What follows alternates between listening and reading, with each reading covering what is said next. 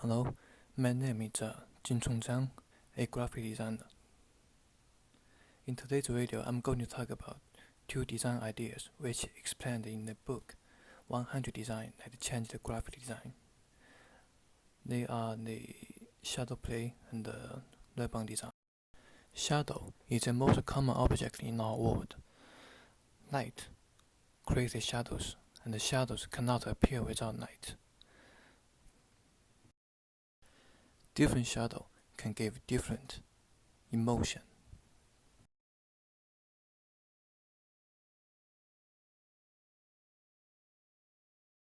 A dimensional figure, a clear alignment.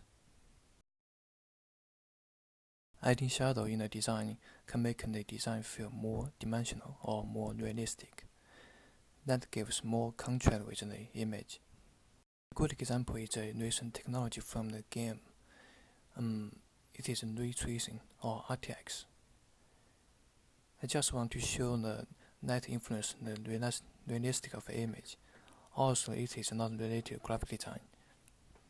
This technology allows the computer to analyze the light source, and the reflected light comes from the mirrors, metals, and any object. So that makes the gameplay more realistic. In graphic design, if we will go look at the Adrian Hardman's design, it will be a good example for the shadow play.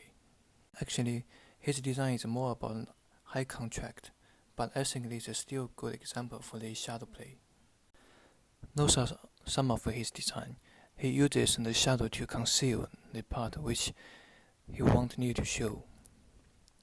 The audience will put their attention on the main body directly. It is a very clear way to play with shadows. Indeed, shadow play is an easy content to address. Meanwhile, it is a hard element to add. Let me show some of my designs. It is a really simplistic shadow play. The shadow expands to form the main object in the image.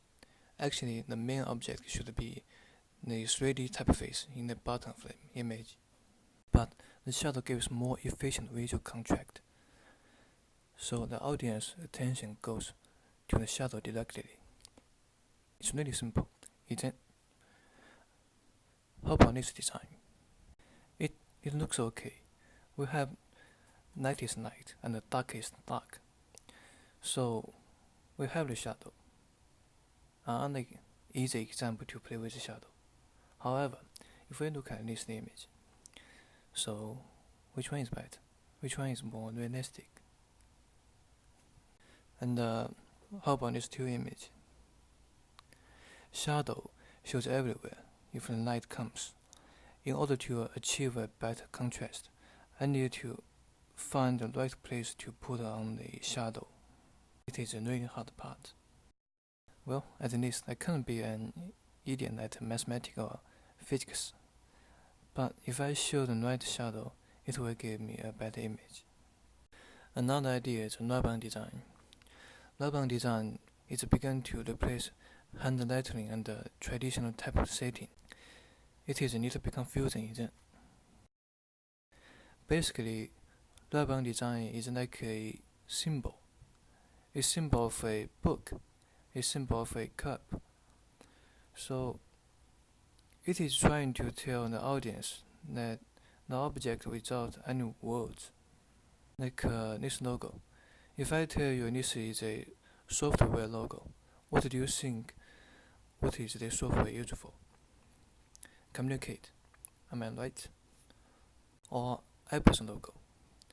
A better example is emojis that we use to chat with our friend every day. A smile face can tell this thing is funny. A sad face can tell this is terrible. The ribbon design comes to our life and people are used to it. It is most likely an outcome of modern society. I think Alan Felch's design is a good example for this idea. He used a lot of ribbon design. Those are his design. It's mostly like a simple logo or symbol, you see. It tells people or the audience directly to show his idea. Before I end this video, there's one more design idea that I want to address, because I think this is important. I'm talking about the cultural element. We all come from different places with our own culture. Usually the culture element in graphic design associated with ambiguity. Since a culture would not tell you its true meaning in the surface, it always have a deeper meaning. If you know the meaning, you will find the design more interesting. Graphic design is a type of art. As a designer, I won't design something without significance, so I will hide my thinking into my design and let the audience to find out. You may ask, why don't just design a simple image to show your thought? Yes, I can do that, but it will make the design boring. Which one do you think is more successful? The one has the ego, isn't it? In my culture, there is a portrait that addresses a lonely ego to represent alone. If you know that portrait, the design will lead you to another direction to represent alone. So my culture gives this image more content and a good visual contrast. That's all I have for this video. Then more and more design ideas are good to use for the graphic design. I hope this is helpful. Thank you for watching.